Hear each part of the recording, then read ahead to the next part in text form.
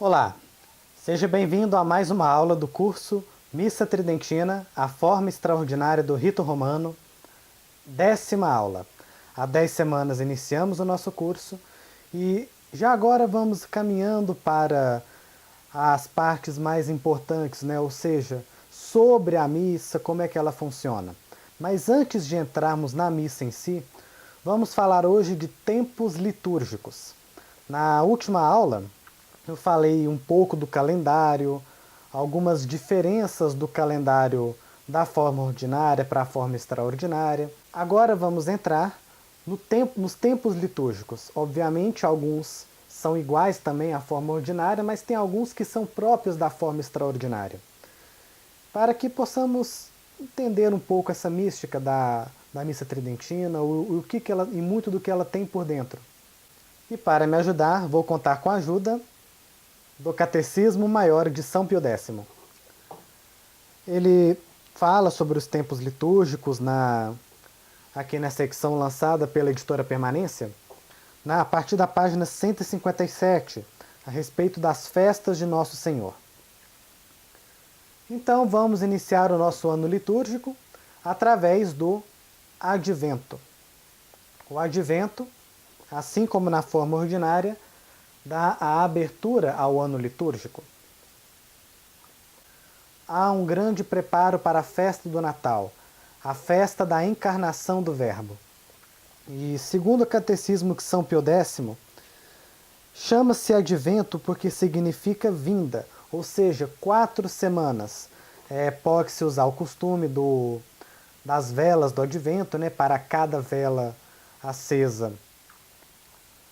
Uma semana que se passa, ou seja, a cada vela que se acende, aumenta-se a luz, ou seja, anunciando a chegada daquele que é a luz do mundo. E a igreja ela propõe, nessas festas do Advento, primeiro, renovar as promessas que Deus nos fez de mandar o Messias para nos salvar.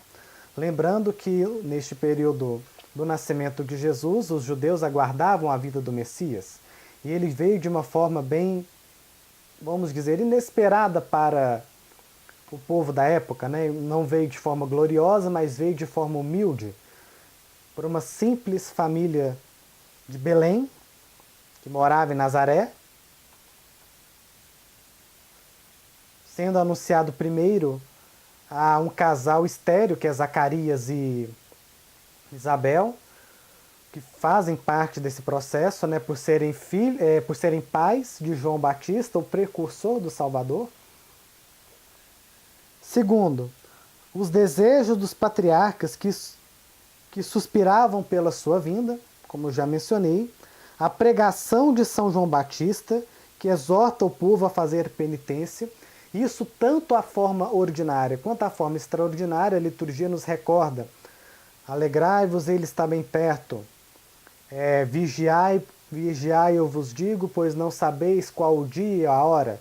Então, nos recorda para que seja um período também de penitência, para que nós possamos fazer um exame de consciência, para preparar o nosso coração para a vinda do Salvador, a exemplo de como os patriarcas do Antigo Testamento assim o faziam. E quarto, a última vinda de Jesus Cristo na sua glória. Então, da mesma forma dos judeus que aguardavam a vinda do Messias, nós aguardamos hoje a vinda gloriosa de nosso Senhor Jesus Cristo, a sua parousia, a sua manifestação final. Então, para que nos mantenhamos preparados nisso, afinal de contas, não sabemos qual dia e qual a hora. Pode ser daqui a 5 minutos, daqui a 5.000 anos. Então, mantenhamos sempre os nossos corações prontos.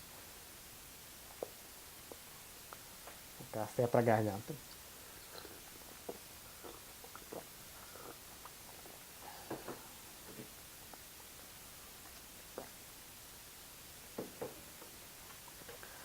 Após celebrarmos a festa do Advento, celebramos então a grande festa do Natal, para celebrar o nascimento temporal de Jesus Cristo, segundo afirma o Catecismo de São Pio X, né? Ou seja, a vinda de Deus para o tempo, embora ele já esteja no tempo através da gestação de Nossa Senhora, mas o nascimento do Salvador. Esta festa do Natal ela é celebrada em 3 missas. A missa do galo, que é a missa da meia-noite, a missa da aurora e a missa do dia. São 3 missas, segundo o Catecismo de São Pio X. Na primeira missa, considera a Virgem Maria que vai de Nazaré a Belém, em companhia de São José, para registrar o menino conforme ordem do imperador, e não encontrando lugar, deu à luz a Nosso Senhor em um estábulo. No Evangelho da segunda missa, a missa da aurora, propõe a visita feita a Jesus Cristo por alguns pobres pastores, na qual o anjo anunciou aos pastores que hoje nasceu para nós o Salvador, que é Cristo Jesus. E no terceiro evangelho, considera que esse menino, no tempo, ao nascer na Virgem Maria, e desde a toda a eternidade, é o Filho de Deus. Que no caso seria o primeiro evangelho de João. Ou seja, aquele evangelho que nós lemos na missa tridentina, em todo final de missa tridentina é lido esse evangelho como o último evangelho, menos na missa do Natal. Em outras missas também ele não é lido, mas na missa do Natal, do dia do Natal em específico, ela não é lida, ela é lida sim na parte do evangelho comum. Aí dessa forma se omite o último evangelho. Então, qual o sentido de celebrar 3 missas? Segundo o Catecismo, o intuito é propor a nossa consideração a tudo aquilo que é celebrado nesse período. O fato do nosso Salvador ter se feito homem para a nossa salvação, para que nós reconheçamos juntamente com os pastores, o adoremos como verdadeiro Filho de Deus, que desde a eternidade existia junto com o Pai. Felipe, e a missa da véspera do Natal? A missa da véspera do Natal ela é celebrada no dia 24, obviamente, só que ela é um caráter penitencial, tanto que se usa o roxo, não usa o branco, só usa o branco na missa da meia-noite. Muito bem, segue-se então a sequência das festas, Santo Estevão, São João Evangelista, os santos inocentes. Não se celebra... Tá matando a siririca ali. Não se celebra a Sagrada Família é só em janeiro, na forma extraordinária. Então passamos para o dia 1º. Dia 1º de janeiro, a festa da circuncisão de Nosso Senhor. A festa de Maria, Mãe de Deus, é no dia 11 de outubro, na forma extraordinária. A circuncisão de Nosso Senhor, que também é a 8ª do Natal, é uma solenidade também, é dia de preceito, assim como na forma ordinária. Então, dia 1º de janeiro sempre foi dia de preceito. Esta festa foi instituída para lembrar o primeiro sangue derramado por Nosso Senhor Jesus Cristo nos primeiros dias de sua vinda. A circuncisão na lei antiga era como para sinalizar aqueles que pertenciam ao povo de Deus. O processo da circuncisão, para quem não sabe, é a remoção do prepúcio. A circuncisão, para quem não sabe, é um processo que hoje na medicina é chamado de operação de fimose, ou seja, a remoção do prepúcio ou seja, a remoção do prepúcio do pênis do menino. E esse procedimento era feito entre os judeus, uma prática dos judeus, desde pequenos, como uma forma de sinalizar como pertencentes ao povo de Deus. E por que Jesus se sujeitou a isso? Da mesma forma como Nossa Senhora se sujeitou à purificação, como Jesus se sujeitou ao batismo. Não precisavam, mas eram obedientes e servos de Deus. E logicamente, Jesus era o próprio Filho de Deus, ele é autor da própria lei, e da própria santidade, então ele também se submeteu àquilo que o próprio Deus criou. Após então a festa da circuncisão, celebramos a Epifania. Na forma extraordinária, a festa da Epifania é sempre celebrada no dia 6 de janeiro. Na forma ordinária, era transferida para um domingo ou seguinte ou anterior, né? Geralmente é o primeiro domingo de janeiro, a menos que o primeiro domingo seja dia 1º. Então, mas na forma extraordinária é dia 6 de janeiro sempre. É uma solenidade, é um dia de preceito, na qual celebramos a manifestação de Nosso Senhor. É isto que Epifania significa. Aparição, manifestação, que é a vinda dos Reis Magos para adorarem a Nosso Senhor. Essa festa tem um grande sentido, afinal de contas, trata-se também da submissão do poder temporal ao poder espiritual, ou seja, os reis do tempo adorando ao Rei dos Reis, ao verdadeiro Rei do Universo. E pelo fato de serem 3 reis de nacionalidades diferentes, né?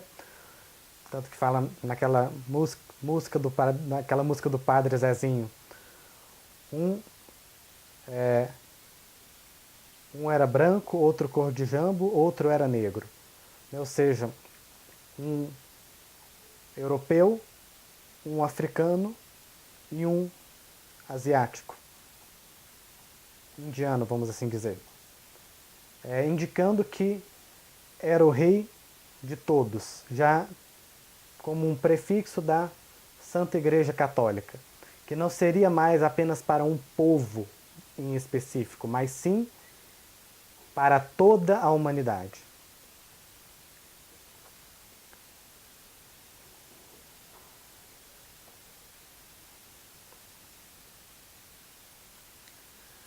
Após a festa da Epifania, celebramos alguns domingos, chamados domingos após a Epifania, que na forma ordinária é chamado de domingos do tempo comum. A quantidade de domingos depende da data da Páscoa.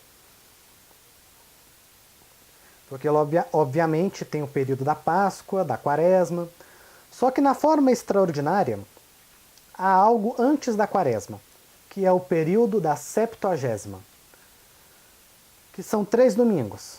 Domingo da Septuagésima, domingo da Sexagésima, domingo da Quinquagésima. São 3 domingos que antecedem a Quaresma. Então, antes do primeiro domingo da Quaresma, domingo da Quinquagésima, domingo da Sexagésima, domingo da Septuagésima. Então, nos tempos até antes do Vaticano II, esse período de penitência começava 70 dias antes da Páscoa. E nós tínhamos uma pré-quaresma, que era no período da Septuagésima. Esses domingos antecedem a Quaresma.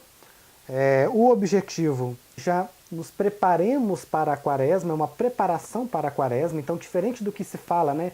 A igreja faz o carnaval para o pessoal pecar à vontade, para na quarta-feira de cinza todo mundo se confessar. Não tem nada disso. E é unânime a visão dos santos de que o carnaval é uma festa pagã, cujo maior objetivo é levar almas ao inferno. Então, a igreja sempre teve um cuidado com as almas. Antes da Quaresma, existe um período também de preparação, que é esse período da Septuagésima. Já na Septuagésima, usa-se o roxo, omite-se o aleluia, tanto que no sábado antes da Septuagésima havia o costume do enterro do aleluia. Omite-se o glória também. Nos 3 domingos que se celebram, segundo o Catecismo de São Pio X, na Septuagésima apresenta a queda de nossos primeiros pais e o seu justo castigo, ou seja, o pecado de Adão e Eva. Na Sexagésima, o dilúvio universal mandado por Deus. E na Quinquagésima, a vocação de Abraão e a sua recompensa de uma descendência fértil. E por que olha a pergunta. Por que apesar das instruções da igreja, neste tempo de Septuagésima, mais do que em qualquer outro, se vê tantas desordens? O catecismo responde que neste tempo, mais do que qualquer outro, vêm as desordens em muitos cristãos por causa da maldade do demônio, que contraria os desígnios da igreja, faz seus maiores esforços para levar os cristãos a viver segundo os ditames do mundo. Lembrando, então, que a igreja sempre teve este cuidado, no período do carnaval, de fazer retiros, recomendar às almas para que elas se mantenham com a família ou junto à igreja, para que façam penitência, para que ofereçam sacrifícios a nosso Senhor Jesus Cristo, em desagravo a nosso Senhor por tantas ofensas feitas no carnaval. E não é de hoje, já vemos, eu estou gravando aqui, eu estou gravando essa aula dia 31 de outubro, véspera da solenidade de Todos os Santos, então já se vê notícias do carnaval do ano que vem, de 2020, de escolas de samba que já estão, promovendo cada tema profano. E sem contar as vestes indecentes, as orgias, o quanto que é um período que faz mal à alma. O quanto que são artimanhas que o demônio utiliza para levar as almas ao inferno. Então, como bem recorda o Catecismo de São Pio X, a Igreja nos recomenda que afastemos desses espetáculos maldosos e aplique-nos com maior diligência a oração e a mortificação. Porque, obviamente, não adianta nada você já entrar numa festa pagã, já aproveitar, se esbaldar, quarta-feira de cinza eu já taca a cinza e me confesso, não tem nada disso. Se você peca já com a intenção de confessar aquilo que você está fazendo, você tem duplo pecado para confessar. Porque você está abusando do sacramento da confissão. Então, cuidado quando vem a sua mente, depois eu confesso. Depois eu confesso. Vou fazer, depois eu confesso. Cuidado. Você terá que confessar isso também. Cuidado para trabalhar bem seu arrependimento. E cinzas na cabeça não perdoa o pecado de ninguém. Aquilo é um sacramental para que a gente lembre que somos pó e ao pó voltaremos. E de que nossa vida pode acabar num instante. Então devemos estar preparados para acolher a irmã morte quando ela quiser vir. Então, muito cuidado. Entrando no período da quaresma, através da quarta-feira de cinzas, após o domingo da quinquagésima, entramos na quarta-feira de cinzas, que tem-se o rito de jogar as cinzas, né, em nossas cabeças, lembrando que somos pó, para que nós também nos humilhemos, né, para que nos humilhemos, recordamos daqueles que se enchiam de cinzas em períodos penitenciais.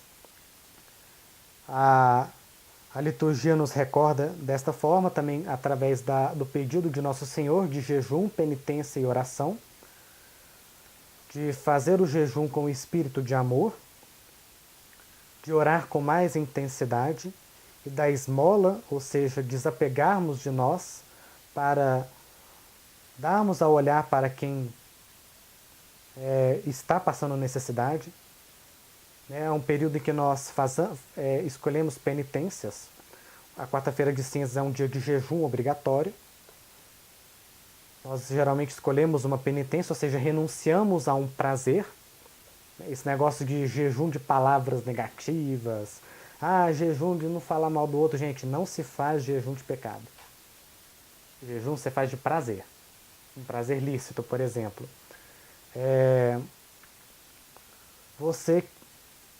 Eu gosto muito de café. Mas por amor a Nosso Senhor, eu renunciarei ao café. O dinheiro que eu uso para comprar café, eu farei para doar para um pobre, para uma instituição de caridade, para comprar para quem precisa. Ou eu gosto muito de, por exemplo, um jogo no celular para me distrair, mas nesse período de quaresma eu não vou me distrair com esse divertimento, para que eu possa me concentrar mais em leituras espirituais. Enfim, você renuncia a um prazer que é lícito para, em amor, por amor a Nosso Senhor, que tanto sofreu, para controlar a sua vontade, com o objetivo de se educar. Enfim, eu não vou entrar em tantos detalhes, talvez, quem sabe, mais à frente eu faça um vídeo sobre esse tema. Fora do curso, né, obviamente. O período da quaresma são 5 semanas. Quando chegamos no 5º domingo da quaresma, esse domingo é chamado de Domingo da Paixão, em que as leituras passam a ser mais fortes. Tanto que no 5º domingo, as imagens das igrejas elas são veladas com um pano roxo. Todas as imagens e crucifixos. Tem-se a Semana da Paixão, que é a 5ª semana da quaresma. No domingo, que seria o 6º, é o domingo de Ramos, ou 2º domingo da Paixão, iniciando a Semana Santa. Tem-se a procissão com os paramentos vermelhos, mas na missa usa o paramento roxo. É bem parecido com a cerimônia da forma ordinária do rito romano. Com a procissão, com a leitura do Evangelho dos Ramos, chega na missa, é a leitura da Paixão de Nosso Senhor Jesus Cristo segundo o Evangelho de Mateus. Nesse período, então, a leitura dos outros, das outras paixões, se não me engano, na terça e na quarta. A Paixão segundo Marcos na terça, Paixão segundo Lucas na quarta. A Quinta-feira Santa tem a Missa dos Santos Óleos, a Missa do Crisma, e a Missa da Ceia do Senhor, com a cerimônia do lava-pés. Ela é bem parecida com a forma ordinária, né? Na verdade, desde que ela foi instituída pelo Papa Pio XII, porque a Semana Santa ela era diferente, ela mudou com o Papa Pio XII, onde teve muitas poucas alterações, mesmo com a reforma litúrgica de Paulo VI. Entramos na Sexta-feira Santa, que é o único dia em que não há missa. Também é uma celebração bem similar como é na forma ordinária. A leitura da Paixão segundo o Evangelho de João, as preces universais, o beijo da cruz, a comunhão eucarística. Na Quinta-feira Santa, cessa o toque dos sinos e usa-se o som de matracas, quando se está na presença da Sagrada Eucaristia. Na Sexta-feira Santa, tira-se o véu roxo da cruz, os santos continuam velados. Na Vigília Pascal, celebrada à noite, de preferência à meia-noite, do sábado para o domingo, há uma procissão que começa com os paramentos roxos, com as leituras das epístolas do Antigo Testamento, o canto do Glória, em que aí tira-se os véus das imagens dos santos, a igreja passa a ser novamente ornamentada, o padre troca o paramento roxo pelo paramento branco, tem a bênção do fogo antes, de forma bem similar. E o domingo de Páscoa, a festa da Páscoa, em que celebramos a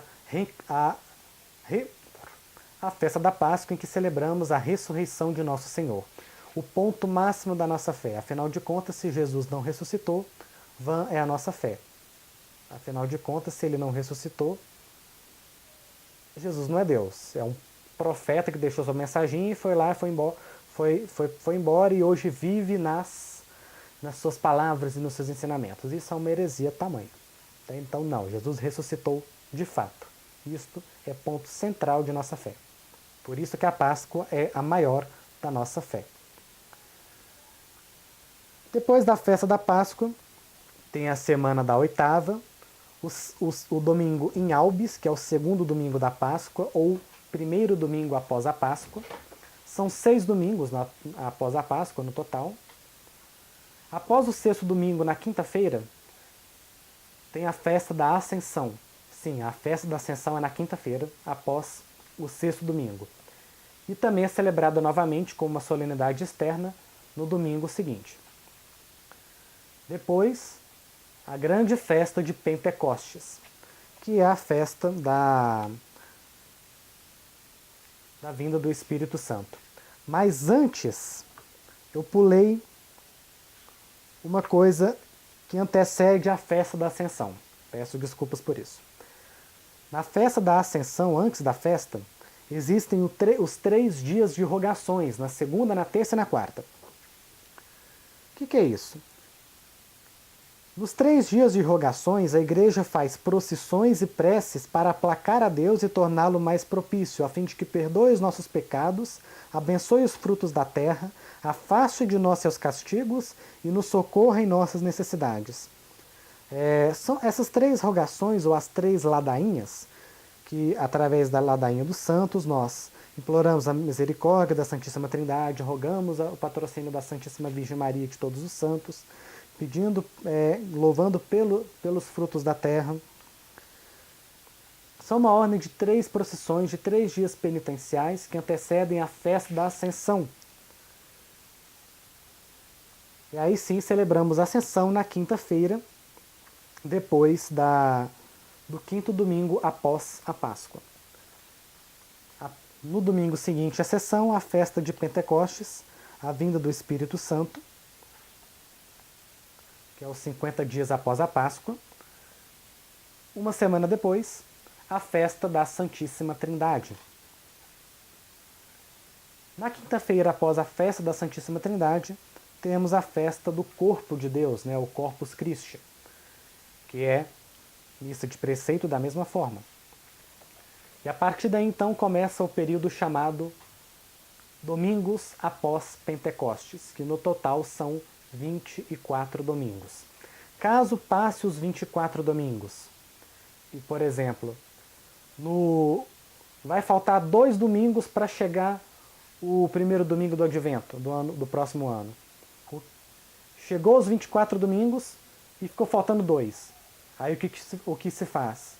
Pega os domingos da Epifania, do início do ano, e colocam ali. Esse ano de 2019 isso não acontece. O ano litúrgico vai acabar exatamente no 24º domingo depois de Pentecostes. Quando isso não acontece, você transfere os domingos da pós-Epifania que não foram celebrados para os domingos após Pentecostes. Aí as outras festas de Nosso Senhor, Sagrado Coração de Jesus. É na sexta-feira, depois da semana de Corpus Christi. A festa de Nosso Senhor Jesus Cristo, Rei do Universo, instituída no último domingo de outubro, que é sempre no último domingo de outubro, na forma ordinária, é o domingo que encerra o ano litúrgico, mas conforme foi instituída pelo Papa Pio,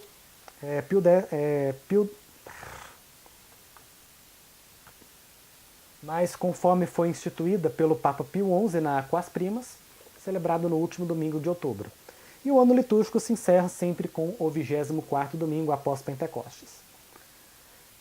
Esses são os tempos litúrgicos na forma extraordinária.